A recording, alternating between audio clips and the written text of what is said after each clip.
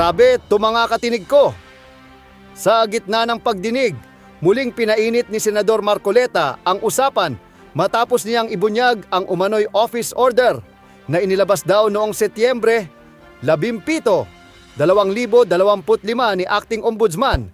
Nga raw ayon kay Marcoleta, lahat daw ng mga kasong naisampa mula Setyembre 7 hanggang 16 ay bigla raw nawala ng docket number. Ibig sabihin, hindi na raw sila maituturing na aktibong kaso. Ang matindi pa rito, kasama raw sa mga naalisan ng docket number ang reklamo noong Setyembre 15. Kaya raw nakalusot ang ombudsman at nakakuha ng clearance para maging formal na ombudsman. Ayon pa kay Marcoleta, dahil dito tila nawala ng bisa ang umano'y preventive suspension dahil ang mga kasong iyon ay under evaluation na lamang. Kaya tanong ng ilan, nagkataon lang ba ito o sinadyang timingin? Grabe, kung totoo nga ito, malaking usapin ng transparency at accountability sa pamahalaan. Kaya ko po tinanong yun, Mr. Chair. Noon po kasing September 17, 2025, the Acting Ombudsman Dante Vargas issued an office order na ang nangyari po, lahat po ng criminal or administrative complaints that were filed within 10 days prior to that order, meaning to say, magsisimula ng September 7 to 16, mawawala yung docket number. Ang epekto po noon, dalawa po ang epekto. Halimbawa po, yung September 15, 2025, wala pong connection ng DPWH dito. Kaya ko lang nabanggit yung September 15, 2025 complaint. Ito po'y kasali doon sa 10 days na inalisan po ng docket number prior to September 17.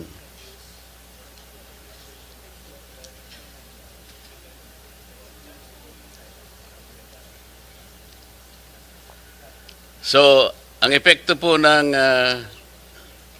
September 15, 2025, ito po yung pinail ni Acting Mayor Baste Duterte. So dahil naalisan po ng docket number yung final niya, dahil na-cover po ng office order, yung pong ombudsman natin nakaligtas. Dahil ang immediate effect po ng pagkakaalis ng docket number, these cases will now be under evaluation. Sa makatwid, hindi sa active case. Kaya po si Ombudsman ay nakakuha ng clearance at nakalusot po yung aking kaibigan, Ombudsman Remulla, as now the Ombudsman. Kaya po binabanggit, yung pong inyong pinail ay covered po eh. September 11 po kasi, sa makatwid, kung naalis din po ng docket number yon,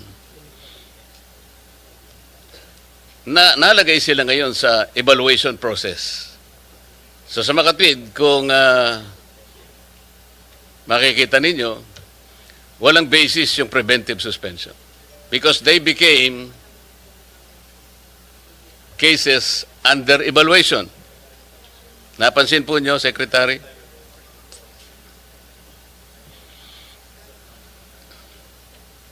While it benefited the Ombudsman, the applicant Ombudsman at the time,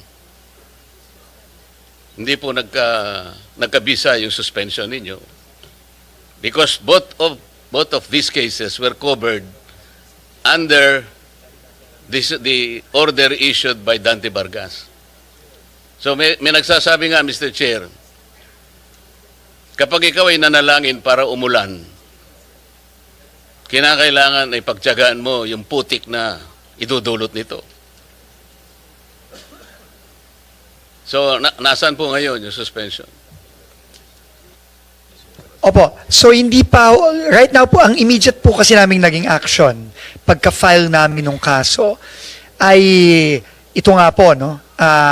Nag-show cause order kami sa lahat to initiate administrative proceedings against the 16 na hindi pa dismissed. Nagpa-show cause order na kami agad-agad sa kanila para masimulan na po yung administrative case against them, no? And in the process of that, when we received the suspension order from the Ombudsman, sinuspend na ho namin at Which is nag-appoint. ineffective. Yun ang sinasabi ko po. Opo. Pero right now po, hindi naman po ginif. So right now, they are all suspended. No? At ongoing na po yung administrative process against them. So for all intents po sa amin, at least sa administrative case, tuloy-tuloy lang po kami, Mr. Chairman.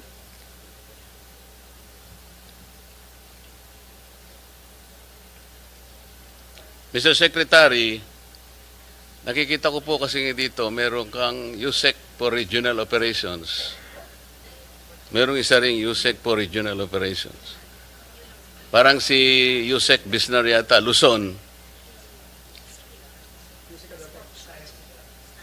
O ika naman, no ka rin ka USEC. Pasensya na po kayo, Kapampangan kasi kaya. Visayas, Mindanao.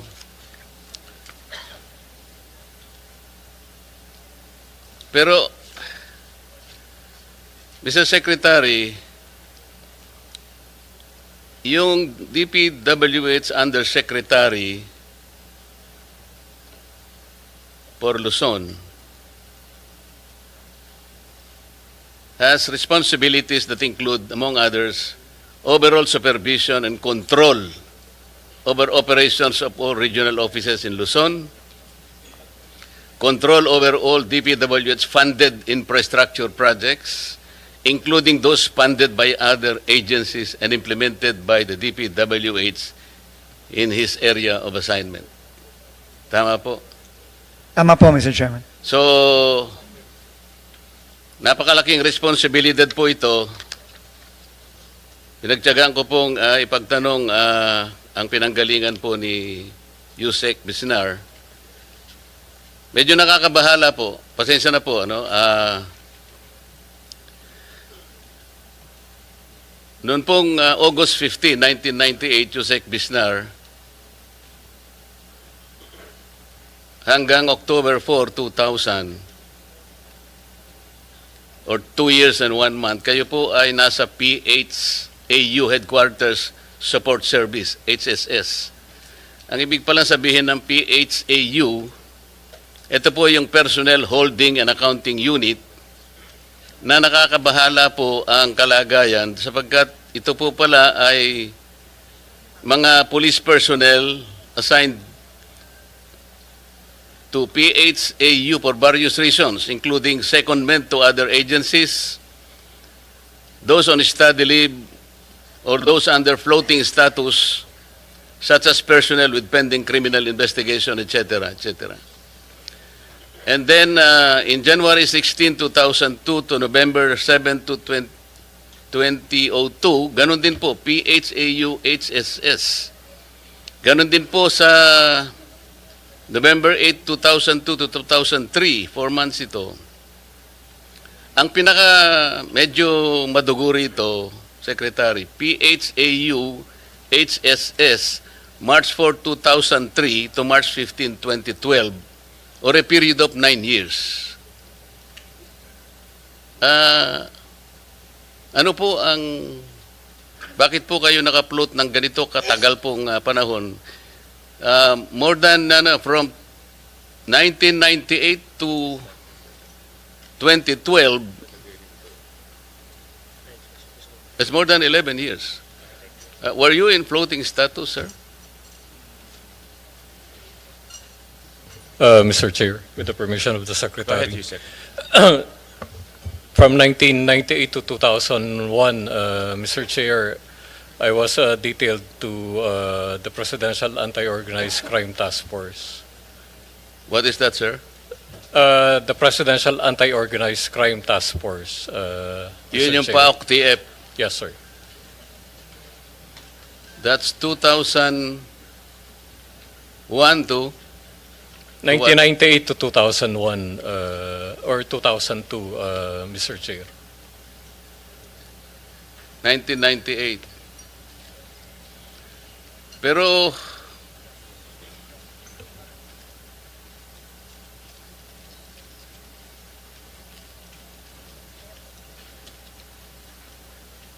nagkaroon po kayo ng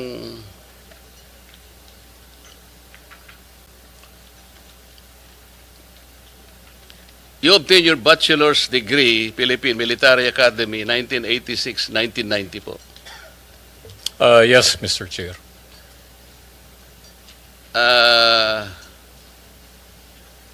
Meron kayong Doctor of Veterinary Medicine, University of the Philippines, Los Baños, 1985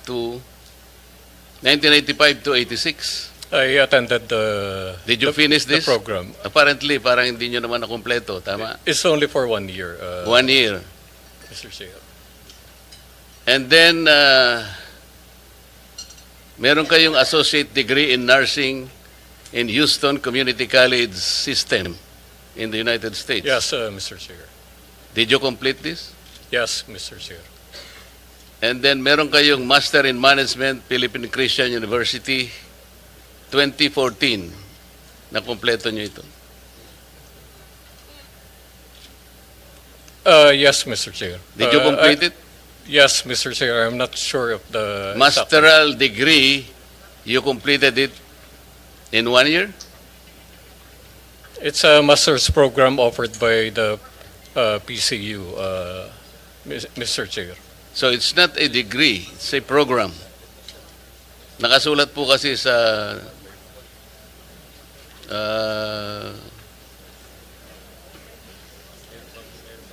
ninyong background ay masteral degree. It's a degree, Mr. Chair, offered by PCU. How can you complete a masteral degree in 1 year? It's in tandem with the officer senior executive course that they offered. There are a lot of us who graduated from that program, Mr. Chair. Mr. Secretary, kasi yung concern lang naman dito, palagi siyang nasa PHAU, HSS. Parang hindi naman ibig sabihin ay walang makikita talaga. Ano ba yung nangyari within let's say 11 to 12 years na palagi siyang nasa PHAU? Meron pang PHAU Directorate for Personnel and Records Management. So this is clerical. This is something clerical. Ngayon po ay without belittling the capacity, hindi ko po siya kilala. I'm only basing on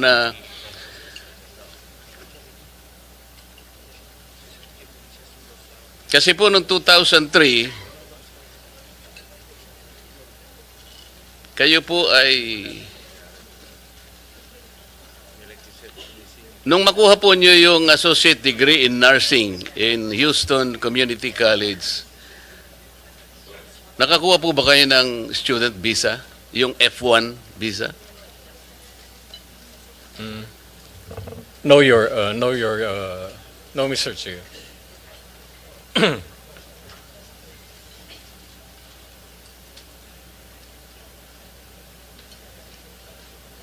Naging immigrant kayo?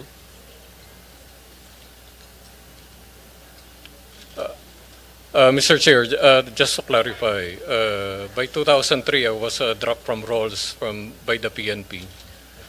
And prior to that, I applied for study leave and emergency leave. Did to you the apply US. for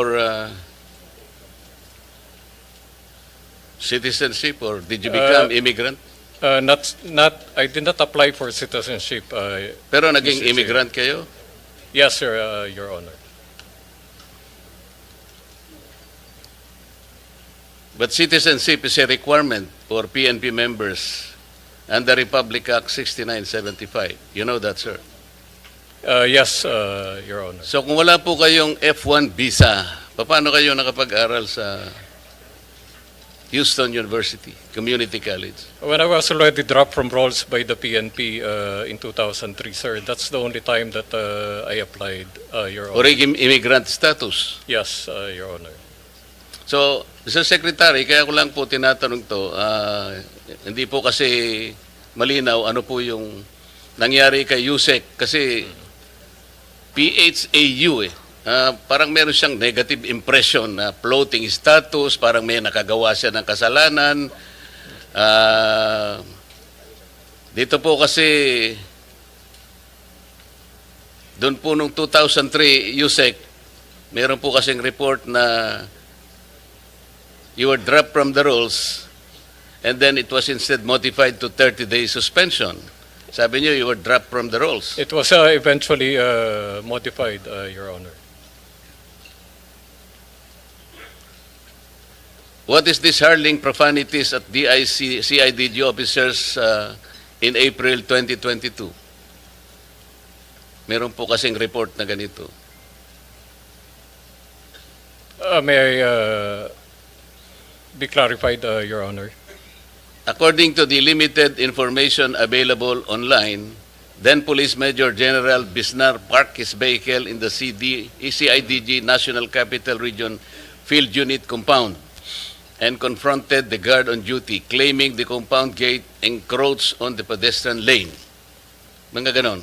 Do you recall that? Yes, Your Honor.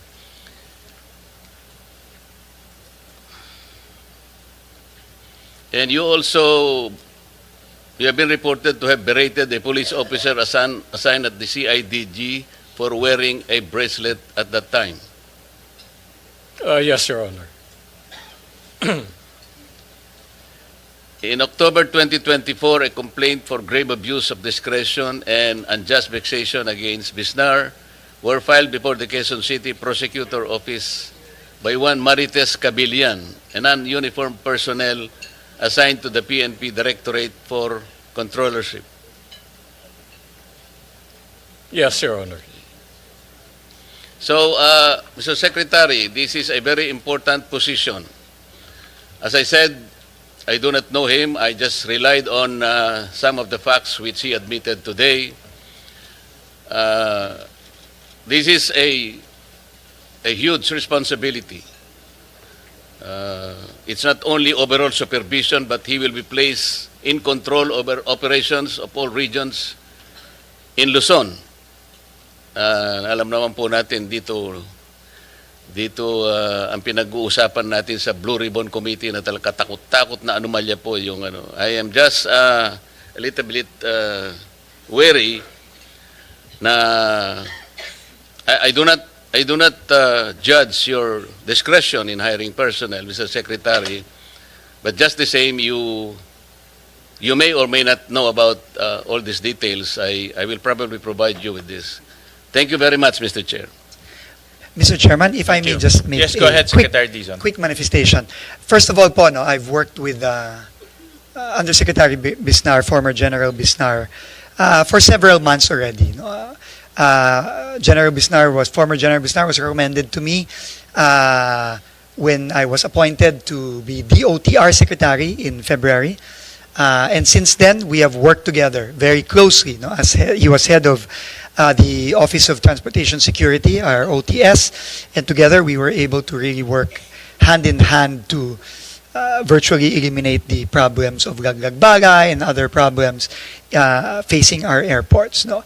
And from what I know of him, no, he's a man of integrity. He's a man of even anyone who I talk to in the Philippine National Police, no, speaks very, very highly of General Bisnar, and this is why I invited him to join me in this very, very difficult task of cleaning up the DPWH. But nonetheless, any report such as this, of course, is very important to me personally.